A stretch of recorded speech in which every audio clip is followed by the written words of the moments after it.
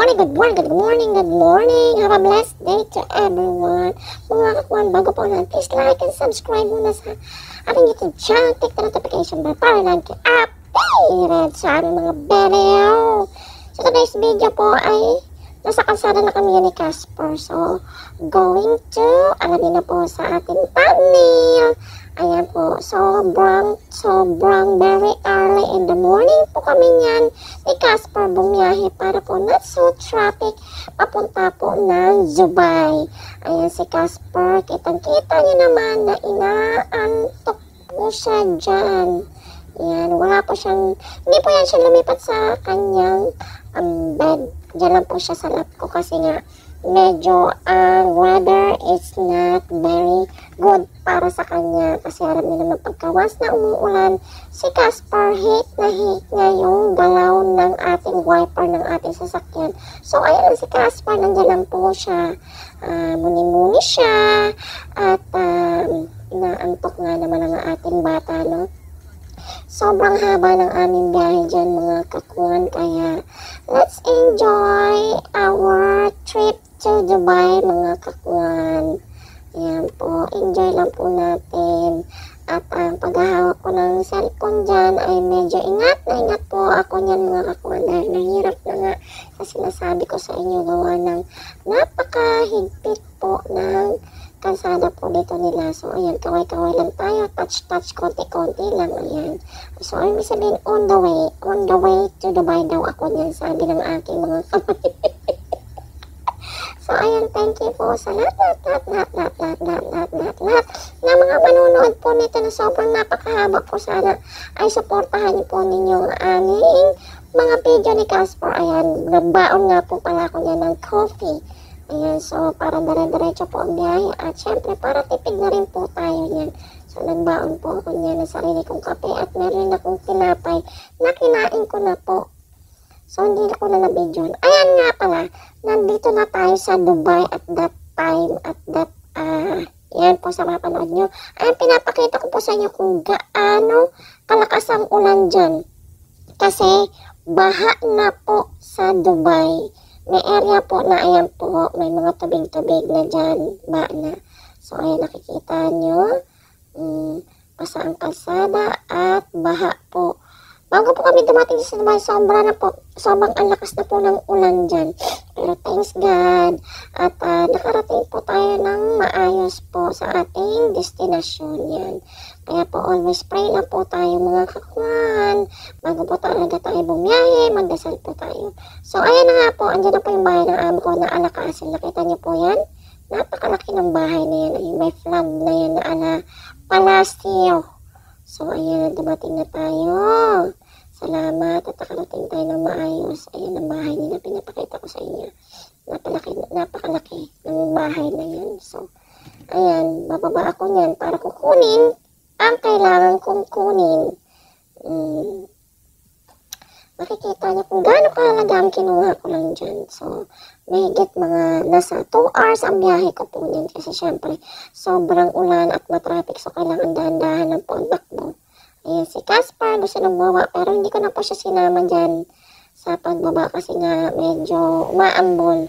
So, ayan, dyan na muna kayo. At ako baba. Ayan na nga. Bumaba na nga ako na sobrang lamig. Sobrang lamig po yan, doble po ang jacket ko yan. Ayan ang bahay ulit, pinakikita ko na naman ulit, diba? Ulit-ulit ka eh. Yan, ayan ulit. Oo na nga, nakita na nga nila eh. Bilis. So, ayan. Sanang punta madodong. Ayan. Naglalakad papunta po ng gate yan. Ayan, pupunta. At magpipindot tayo sa kanilang intercom. Intercom na doorbell pa. Saan ka pa? Hinihintay ko na may, kaya ang tagal ko dyan kasi hinihintay ko na may magsalita. Pero wala siya nagsalita eh. So, ayan, nagulat ako. Hindi ko na siya hinintay. Maya-maya, hindi ko na siya hinintay niyan. Naglakad na lang ako. Kasi sa may pintuan. Ayan, bumukas na nga, no? Binuksan na ng patulong. Ayan, ang bahay ulit. Pinakikita ko na naman siya. Ayan, meron silang garden dyan. Ang ganda dyan. Sa bahay ng kapatid ng amo ko. Ayan, ang pinaka-bunsok nila sa babae. Ayan ang kanilang bahay. Napakalaki din ang bahay dyan. Ayan, nanginginig ako. Kasi malamig talaga siya. It's so very cold there. Tigas na ako niyan. Ayan, at medyo Nakakaramdam ako ng pag-ihi, kaya lakad ako ng lakad at di ko na natiis. Mamaya yan ay papakin ako sa loob. Pero nilibot ko muna kayo sa labas. Ayan ang yan ang labas nila. Malaki ang bahay nila, meron pa sa likod. So ayan, may mini garden pa sila dyan. So ayan, nagchismosa pa ako dyan. May binidyohan ako dyan na ang kalat-kalat. Hindi ko alam kung binaha sila sa loob. Kaya nandiyan yung gamit na yan. Napakadami nilang gamit dyan. Hindi ko alam kung ano yan. So ayan. Ayan, nag-CR na ako. Ayan, nakikita ko sa inyo ang CR nila. Picture ka pa dyan. Bilisan mo. Ayan, di ba? May candles pa sila nalalaman. Ayan lang ang kinuha ko. So, ayan ang kinuha ko dyan. Yan ang sinadya ko dyan sa Dubai. Ang maliit naman ba yung purple? Ayan. Kami ay pauwi na. Pabalik na ng Abu Dhabi naman yan. So, ayan. Nakuha na namin yung utos ni Amo. So, ayan si Casper, balik na naman sa aking lap. Yes, gusto talaga niya ni Casper. Kasi nilalamig talaga siya. Tsaka pag was naulan talaga, takot na si Casper pag sa ulan. Kasi ayaw niya yung wiper na yan, naiinis siya. Hate niya yung wiper na yan. So, ayan, tumabi na naman sa akin ulit si Poging Casper. Yan. Lagi kong kinukuha na ng video si Casper kasi napaka-cute niya dyan. Tumitingin pa yan sa camera. Kala niyo, silip-silip pa sa dyan. Gusto yan. Kasi nilalamig, nanginginig yan siya. Kaya nga siya naka-jacket. Tsaka hindi kami nag-aircon sa biyahe namin niya kasi sobrang ang lamig na. Yan, di ba? Nagarab ako ng aking kamay para magpainit. Kasi sobrang, it's very cold. Hindi pa nga siya nag-i-snowing. So, mulan na. So, mag-i-start na po talaga ng winter time na. Ayan, nilabas ko na naman ulit ang aking phone para kasakali may tumawag ay makita ko na ulit. Ayan, niyayakap po si Casper dyan. Yan, kasi sobrang nanginginig siya dyan, nilalamig talaga siya. Nakalimutan ko lang talaga magdala ng kumot niya. Hindi ko na-isip yan. Dinakitan ko lang siya. Ayan, nangangatog po siya dyan sa lamig. Kawawa naman ang tabibing ko. Napakakit naman ang bebe na yan. I love it.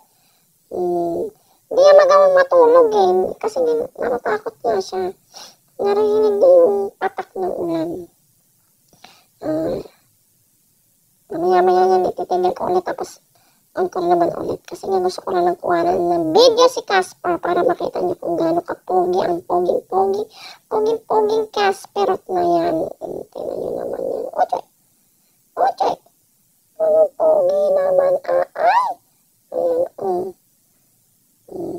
Ayan, saglit lang. Papatayin ko na muna sa minis pa. Ulit, kinuhanan ko ulit ng video si Casper. Ayan. Kasi nilalamig. Pinapainit ko yung kanyang mga paa.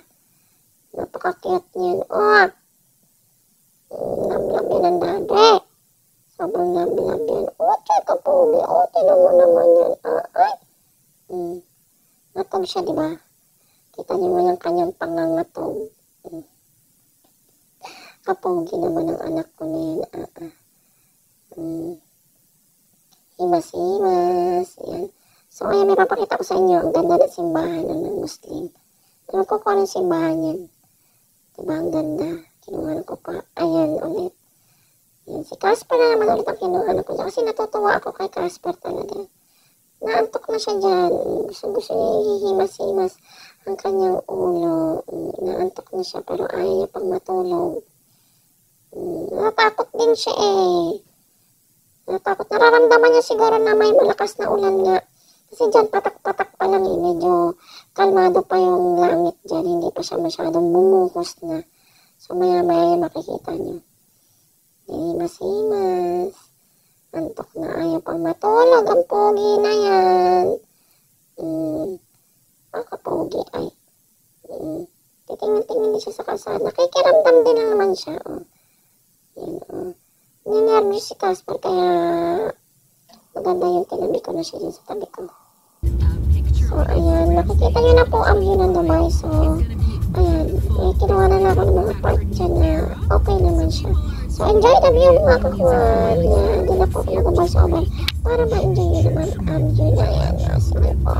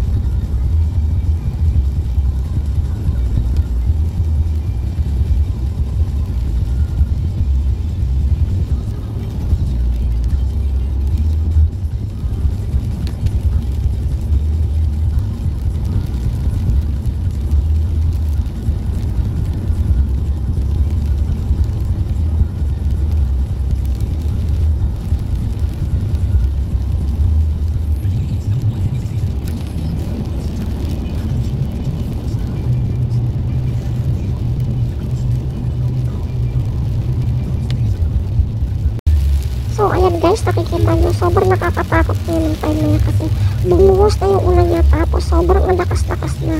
At wala na akong makita sa kalsada niya, kaya ang bagal ko. Pero hindi kasi pwedeng bumaba ng 60 ang speed dyan, mga kapwan! Diyos ko Lord! Kaya, maintain lang natin sa 80 ang speed natin at grabe, eyes on the road talaga dyan kasi kahit na yung wiper, hirap na siya. Nahawiin yung ulan, talaga sobrang ang lakas na, grabe. Ngayon na ako naka-experience niya kasi dito sa Abu Dhabi naman pag umuulan ng ganyan, hindi ako bumabiyahe eh. Pero no choice ako dyan, kailangan ko talagang bumiyahe pa uwi na. Kaya yan, sobrang nakakatakot yan, sobrang ang dasal ko dyan kasi talaga naman yan, oh grabe.